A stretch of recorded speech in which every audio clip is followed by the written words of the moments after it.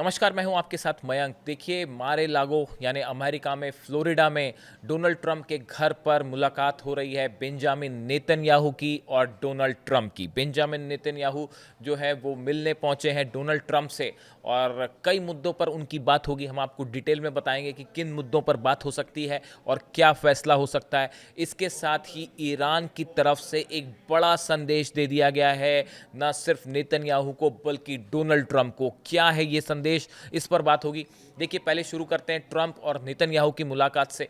जिस तरह से ट्रंप से मिलने पहुंचे हैं बेंजामिन नेतन्याहू उनके आवास पर फ्लोरिडा में, जो उनका फार्म हाउस है मारे लागो, वहां पे ये मुलाकात हो रही है। और देखिए, इस मुलाकात को लेकर कहा जा रहा है कि 5 मुद्दे ऐसे हैं जिस पर जो है वो ट्रंप और नेतन्याहू की चर्चा का मुद्दा होंगे। पिछली बार जब ये मुलाकात हुई थी जंग के, उसके बाद जंग हो गई थी। देखिए, ये इसीलिए बेहद महत्वपूर्ण मानी जा रही है।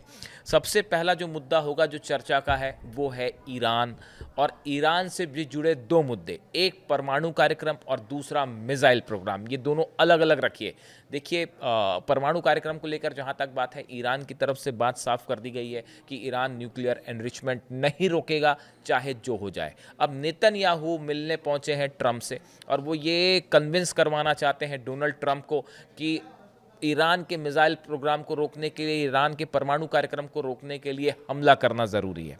अब क्या डोनाल्ड ट्रंप इस बात से सहमत हो पाएंगे? सिर्फ सवाल डोनाल्ड ट्रंप की सहमति का नहीं है, मामला उलझा हुआ इसीलिए भी है कि अगर किसी तरह से इजराइल हमला करता है ईरान पर बिना अमेरिका की मदद के, तो उसका अंजाम बहुत बुरा हो सकता है इजराइल के लिए। देखिए, पिछली बार 12 दिन की जो जंग थी उसमें जो मिसाइलें गिरी इजराइल के ऊपर, उसके बाद एक बात तो तय है कि अब इजराइल अकेले जंग कतई हमला नहीं करेगा ईरान पर। ऐसा डिफेंस एक्सपर्ट मान के चल रहे हैं, जब तक अमेरिका मदद को सीधे तौर पर ना आए।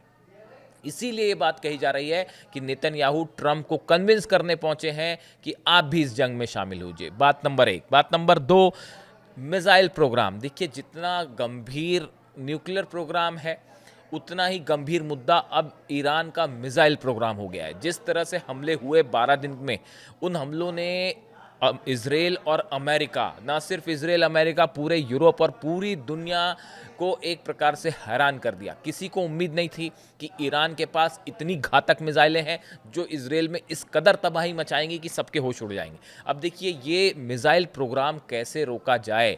बताया जा रहा है ईरान हर महीने 3000 मिसाइल बना रहा है, इस तरह की खबरें आ रही हैं डिफेंस जो खुफिया एजेंसीज हैं उनकी तरफ से। और ये जिस स्पीड से ईरान मिसाइल बना रहा है, अगर ये कंटिन्यू हुआ तो इजराइल के लिए अस्तित्व का खतरा ही पैदा हो जाएगा। उसके बाद जंग तो छोड़िए, शायद जंग होती है तो, अगर जंग हुई भी कभी, तो इजराइल को बड़ी मुंह की खानी पड़ेगी। इस तरह के जो अंदेशा है वो इजराइल की तरफ से ही जताया जा रहा है। नेतन्याहू हर सूरत में ईरान का ये मिसाइल प्रोग्राम रोकना चाहते हैं, इसीलिए वो ट्रंप के पास गए हैं ये कन्विंस करवाने कि भाई इस प्रोग्राम को रोकने के लिए आप भी इंटरफियर करिए और मिलकर हमला करिए। बात नंबर 2। बात नंबर 3, देखिए, सिर्फ ईरान का ही सवाल नहीं है। लेबनान का जहाँ तक बात है, लेबनान को लेकर हिजबुल्लाह को डिसार्म करना, हिजबुल्लाह से हथियार सरेंडर करवाना, ये एक ऐसा मुद्दा है जिसको लेकर अभी तक ना इजराइल को सफलता मिली ना अमेरिका को सफलता मिली, और ईरान मजबूती से लेबनान के साथ खड़ा हुआ है। और इस मुद्दे पर एक बड़ी खबर आई है, बहुत बड़ी खबर आई है। खबर ये है कि ईरान की तरफ से एक बड़ी चेतावनी दे दी गई है इजराइल को। ऐसा बताया जाता है कि एक तीसरे देश के जरिए ईरान ने ये संदेश पहुंचाया है बेंजामिन नेतन्याहू तक, इजराइल तक और ट्रंप तक, कि अगर लेबनान में हिजबुल्लाह के खिलाफ एक ऑल आउट जंग शुरू होती है तो ईरान इसे अपने खिलाफ जंग मानेगा और ईरान फिर जंग में शामिल होगा। ये संदेश ऐसा बताया जाता है कि ईरान की तरफ से एक तीसरे देश के जरिए इजराइल तक पहुंचाया गया है। मैं रिपीट करूं फिर से, ईरान ने एक तीसरे देश के जरिए, वो तीसरा देश कौन है अभी ये साफ नहीं है, तीसरे देश के जरिए ये संदेश पहुंचाया है इजराइल तक कि अगर आप लेबनान में हिजबुल्लाह के खिलाफ एक ऑल आउट वॉर करते हैं, बड़ी जंग छेड़ते हैं, तो ईरान भी इस जंग में कूदेगा और इजराइल के खिलाफ जंग छेड़ देगा। ये संदेश साफ दे दिया गया है, और ये संदेश तब दिया गया है जब डोनाल्ड ट्रंप से मिलने के लिए मारे लागो उनके घर पर पहुंचे हैं नेतन्याहू। यानी पहली बार ईरान ने जंग को लेकर एक साफ साफ वार्निंग दे दी है। पहला मौका है 12 दिन की जंग के बाद, जब एक निश्चित टाइम फ्रेम के साथ, एक कंडीशन के साथ ईरान ने अपनी बात सामने रख दी है कि अगर लेबनान में हिजबुल्लाह को ख़त्म करने की पूरी तरह से कोशिश होती है या एक ऑल आउट जंग होती है, तो ये जंग ईरान के खिलाफ भी होगी और ये इस जंग में फिर ईरान भी शामिल होगा। बड़ी साफ चेतावनी है ये ईरान की तरफ से इसराइल को। तो तीसरा मुद्दा है लेबनान, जो हुआ कि कैसे वहाँ पे उसको लेकर क्या करना है, इसको लेकर नेतन्याहू और ट्रंप की मुलाकात में चर्चा होगी विस्तार से। फिर देखिए सीरिया का मुद्दा। सीरिया में जो हालात आज बने हुए हैं, सीरिया बड़े समय से अनस्टेबल है। सीरिया में अब इसराइल की जो फोर्सेस हैं वो काफ़ी इलाकों पर कब्जा किए हुए हैं। लगातार इजरायली फोर्सेस सीरिया में हमला कर रही हैं। गोलन हाइट्स का एक बड़ा इलाका सीरिया ने सीरिया का जो है वो अपने कब्जे में ले रखा है इसराइल ने। सीरिया में जो ये हालात हैं, इनको कैसे स्टेबल किया जाए या आगे क्या रणनीति अमेरिका और इसराइल की होगी, इसको लेकर नेतन्याहू और ट्रंप के बीच में बड़ी चर्चा होगी। देखिए सीरिया में हमने हाल ही में देखा था कि सीरिया में जो है वो तुर्की और इसराइल भी आमने सामने हैं।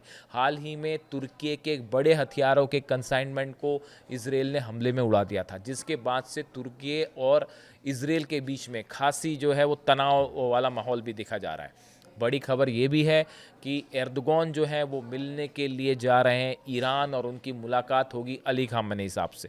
इस मुलाकात को भी इस पूरे इलाके में, खासकर सीरिया और इसराइल के पर को लेकर आगे क्या करना है, इस लिहाज से ये मुलाकात भी बेहद अहम मानी जा रही है। चौथा बड़ा मुद्दा गाज़ा। देखिए जो चौथा मुद्दा है, जो ट्रंप को भी परेशान किए हुए है और नेतन्याहू का एजेंडा वहाँ पूरा नहीं हो पा रहा है, वो है गज़ा। देखिए जिस तरह से एक 20 सूत्री प्रोग्राम जो है डोनाल्ड ट्रंप ने लागू करवाया गज़ा में, उसका फर्स्ट फेज़ जो है वो करीब करीब पूरा है। बंधकों को छोड़ने की बात थी, यहाँ से प्रिजनर्स को छोड़ने की बात थी, वो हो गई। लेकिन उसका जो सेकेंड फेज़ है वो डेडलॉक में फंस गया है। सेकेंड फेज़ पर बातचीत आगे नहीं बढ़ पा रही है। हमास हथियार छोड़ने को राज़ी नहीं है, हमास इसराइल पर विश्वास करने को राज़ी नहीं है, इसराइल अपना जो है वो हमास पर विश्वास करने को राजी नहीं है, और अपने एजेंडा के साथ आगे बढ़ रहे हैं। इसराइल की तरफ से साफ कह दिया गया है कि गज़ा के एक बड़े हिस्से से फोर्सेस वापस नहीं होंगी। वहाँ के जो रक्षा मंत्री हैं कार्ड्स, उनका ये बयान आया है कि एक बड़े हिस्से पर इजरायली फोर्सेस हैं और वो वहीं रहेंगी। ऐसे सूरत में जो 20 सूत्री प्रोग्राम है, उसका जो सेकंड फेज़ है वो पूरी तरह से कोलैप्स होता दिखाई दे रहा है, फेल होता दिखाई दे रहा है। ऐसे में गज़ा में आगे क्या होगा, ये वो बड़ा सवाल है जिसका जवाब ढूंढने की कोशिश ट्रंप और नेतन्याहू करेंगे कि आगे क्या किया जाए। देखिए मार्को रूबियो जो है विदेश मंत्री अमेरिका के, उनकी तरफ से कल एक बड़ा इंटरेस्टिंग बयान आया। उन्होंने कई बातें कही कि हर सूरत में जो है वो सेकंड फेज़ की शर्तों के साथ प्रोग्राम लागू होना चाहिए। उन्होंने कुछ ये भी गज़ा में हमास के हथियार छोड़ने को लेकर भी उन्होंने बड़े इंटरेस्टिंग से बयान दिए हैं। उन्होंने इस बारे में एक सॉफ्ट थोड़ा सा रुख भी अपनाया, इस तरह का भी एक उनके बयान से हिंट मिला। जबकि इसराइल के रक्षा मंत्री कार्ड्स जो हैं वो बिल्कुल अड़े हुए हैं कि जब तक हमास हथियार नहीं छोड़ेगा किसी तरह की बातचीत आगे नहीं हो सकती। इस सूरत में गज़ा में अब क्या होगा, ये वो चौथा बड़ा मुद्दा है जिसको लेकर ट्रंप और नेतन्याहू के बीच चर्चा हो रही है। एक बड़ा पांचवा मुद्दा ये होगा कि अगर ईरान पर हमला करना है तो उसकी तारीख क्या होगी। बात नंबर पाँचवीं जो है कि उसकी तारीख क्या की जाए, और हमला करने के बाद जब ईरान की तरफ से रिटेलिएशन होगा, जवाब आएगा, उस सूरत हाल में क्या किया जा सकता है। ये वो 5 बड़े मुद्दे हैं जिनको लेके डोनाल्ड ट्रंप और नेतन्याहू के बीच चर्चा हो रही है मारे लागू में। अब इस मुलाकात के बीच में ईरान में चप्पे चप्पे पर IRGC सेना तैनात कर दी गई है। एयर डिफेंस सिस्टम ऑन है, मिसाइल्स मूवमेंट, ये पिछले 24 घंटे की खबर है। नेतन्याहू यहाँ से फ्लाई करने के लिए उड़ते हैं और ईरान एकदम जंग के मूड में रेडी है। ईरान के राष्ट्रपति की तरफ से बयान आया है, पेजेश्कियान साहब की तरफ से बयान आया है कि ईरान जो है वो जंग के लिए तैयार ही नहीं है। ईरान तो लगातार जंग के मोड में ही है, अमेरिका के साथ, यूरोप के साथ और इसराइल के साथ। यानी अगले 4 से 5 दिनों के अंदर आप देखेंगे कि ईरान को लेकर कुछ बड़ा फैसला हो सकता है, कुछ बड़ा मिलिट्री मूवमेंट हो सकता है, और ईरान के न्यूक्लियर प्रोग्राम को लेकर एक बड़ा फैसला अमेरिका में हो सकता है, अमेरिका और इजराइल के बीच। इसका जवाब ईरान क्या देगा, ईरान की तरफ से क्या कदम उठाया जा सकता है, और इस बैठक के बाद क्या बयान निकल के सामने आते हैं दोनों की तरफ से, अमेरिका की तरफ से, इजराइल की तरफ से भी और ईरान की तरफ से भी। इस पूरे हालात पर हमारी नज़र बनी रहेगी। जैसे ही कोई अपडेशन आता है, खबर आती है, हम आप तक पहुंचाएंगे। Thank you so much.